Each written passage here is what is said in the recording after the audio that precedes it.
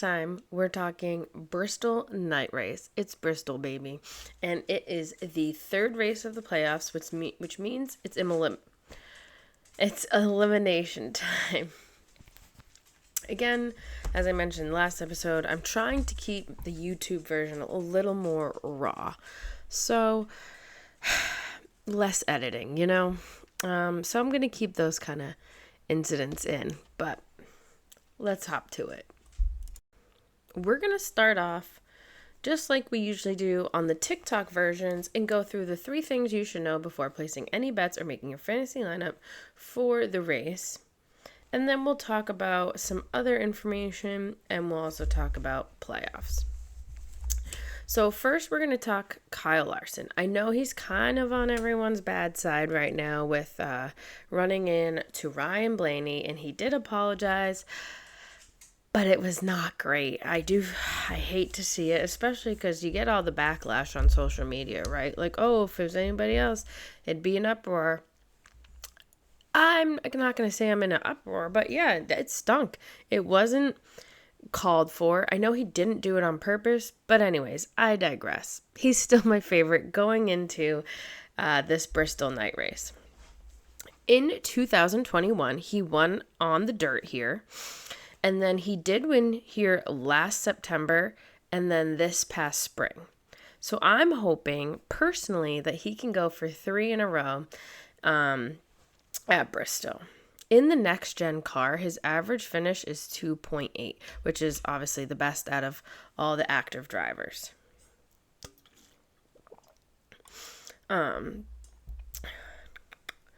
His worst finish is 5th. All time, he's still first amongst all active drivers with average finish of 10.4. He's also number 1 in points in the next gen car at Bristol. So all of these make me feel like without practicing qualifying and knowing anything else going into the weekend, Larson has to be one of the favorites. Next, number 2, I go into Joe Gibbs Racing as a whole, really. But we'll start off with, the superstar, if you will, of JGR with Denny Hamlin. At Bristol, he has 4 wins here all time. 2 of those are in the next gen car, and 1 of them was on dirt. So in the next gen car, his average finish is also really high, low, I guess, with an average finish of 3.4. His worst finish here is 9th. All time, he's 4th in average finish amongst active drivers with an average finish of 13.0. This past April, he came in 2nd. So Denny Hamlin is another driver that's really good at Bristol. The driver that came in 3rd this spring is Ty Gibbs.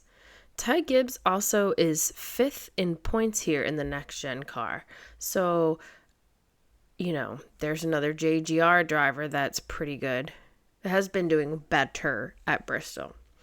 Will he do well? I don't know. Like, this season, he started off slow, had a little peak, and now I feel like, where's Ty Gibbs again? But anyways, Christopher Bell. He does not have a Bristol win. However, he is 3rd in average finish in the next gen car with an average finish of 6.0. In all time, he also is 3rd with an average finish of 12.0. And he's also 2nd in points here in the next gen car. I want to give a little reminder always when I'm giving these stats unless stated otherwise. They are, I'm talking active drivers. So there are retired drivers who have better stats, but I'm always going to be talking active drivers. It's just going to get exhausting if I always say that every time. So I figured I'd just tell you now that unless I say something otherwise, it's always going to be talking active drivers, okay? Anyways, last JGR car is Chase Briscoe. He came in 4th here in the spring, just behind Ty Gibbs. So that makes it Kyle Busch, followed by Denny Hamlin, Ty Gibbs, and then Chase Briscoe. All time, he is 5th in average finish here with an average finish of 13.2. So all of the JGR drivers together are pretty good here and kind of make me feel like they could also have a really they could also have a really good day. So then I go into a little bit of like an honorable mention section, I guess you could say, in 3, where we talk about Chase Elliott. Chase Elliott, to me, amongst the drivers that are like the bottom 4 to the good and then the bottom 4 to the bad, Chase Elliott is probably in the best position. Obviously, he has the biggest points gap, but he is 4th in average finish at Bristol with an average finish of 6.8. And he's also 4th in points here. Ross Chastain is another driver who's in the playoffs that really needs to have a very good day. He does not need to win. However, if one of the bottom 4 drivers win and Austin Cindric has a good day and Ross Chastain has a bad day, that's going to be very bad for Ross Chastain and most likely will be out. So Ross Chastain needs to have a really good day. In the next gen car, his average here is ranked 6th with an average finish of 12.2. Chris Buescher is a driver who is not in the playoffs that I think is probably the most likely driver who's not in the playoffs that could get a win here. He does have one win previously, and he's 5th in the next gen car in average finish with an average finish of 10.2, just right above Ross Chastain. So obviously they don't have the excitement of needing to remain in the playoffs, but drivers still want to win, man, you know? So I wouldn't be shocked if we saw a good effort out of Chris Buescher. So those were the 3 things that I talked about on my Wednesday TikTok. 3 things you need to know before placing any bets or making your fantasy lineup for the Bristol Night race. But I also really took a good look at the playoff standings, the 4 drivers who are currently above the cut line, and then the 4 drivers who are currently below the cut line. I did post this graphic that I'm showing on the YouTube on my Tuesday video, so if you didn't get a chance to see that, you can go check it out. But it's basically showing the points that are separating the 4 right above the cut line and the 4 right below, and I go into the must-win situation of Alex Bowman and Josh Berry. So, Josh Berry pretty much needs a win. He's minus 45 points, which is a whole race coming in first and winning every stage. Like, I don't even know if you can give 45 or if it's the math, you know, close enough. So Josh Berry needs a win. And after the last 2 disastrous races he's had, I just do not see that for him. And his average finish at Bristol is not great. It's 17.7. It could be worse, but his best here is 7th. I just don't see him getting a win, and that's not going to get him to the next round. Next, we have Alex Bowman. Alex Bowman, if you haven't heard, they swapped pit crews going into Bristol with the 77 of Carson Hocevar. They've had some atrocious pit stops that have really hurt them. He finds himself minus 35 outside of the cutoff. But here's the thing. He has 2 poles at Bristol, which is like second most out of active drivers. He also could go for 3 poles in a row. So I don't know. However, his average finish at Bristol has been 19, and his best finish here has been 4th. So he would need like every driver in front of him to have a bad day and him to win some stages, get some really good stage points, and yeah, it's going to be tough for Alex Bowman. It's a hard road, so he's going to really need that win. What is he willing to do? And is it even in his control?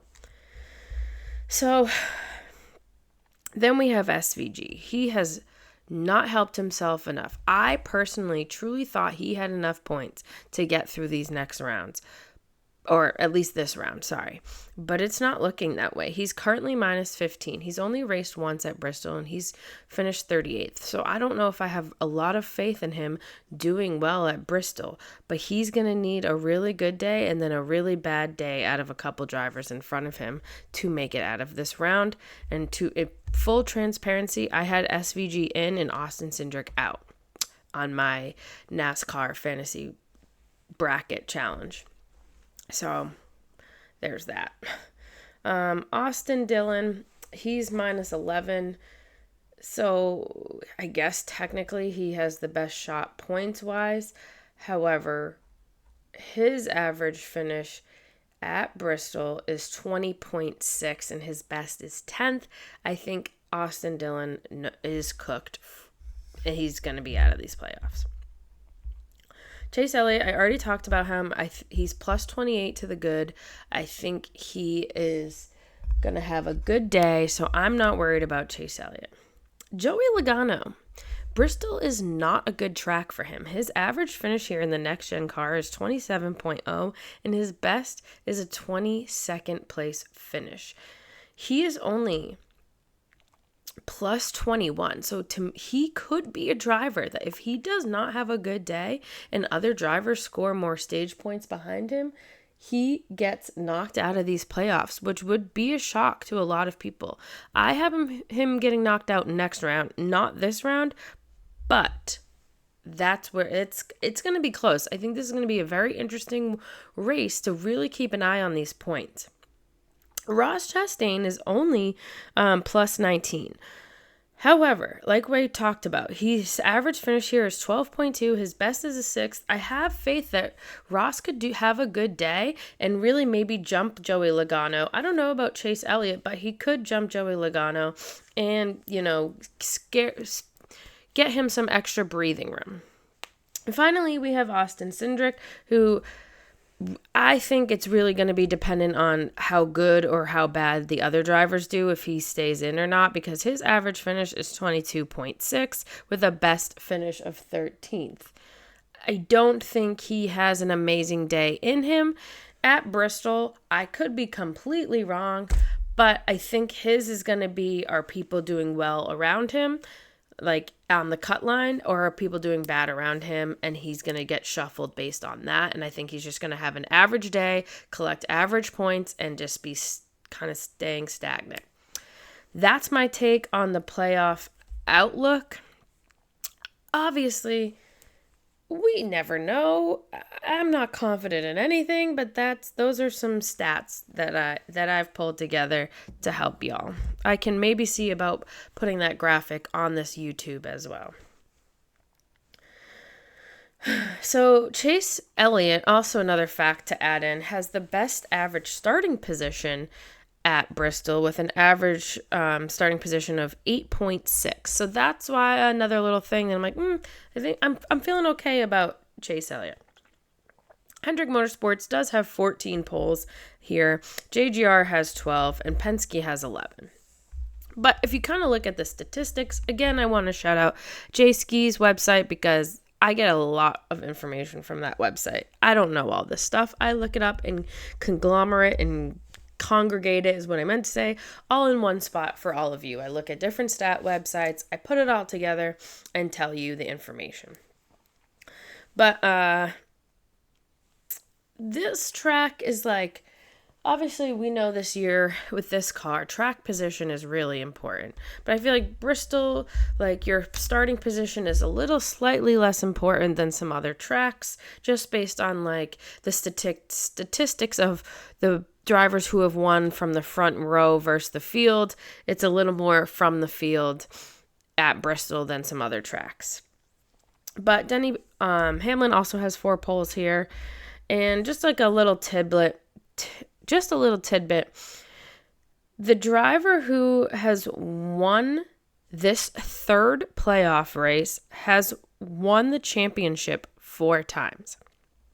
However, since the elimination style has come to start in 2014, only one of those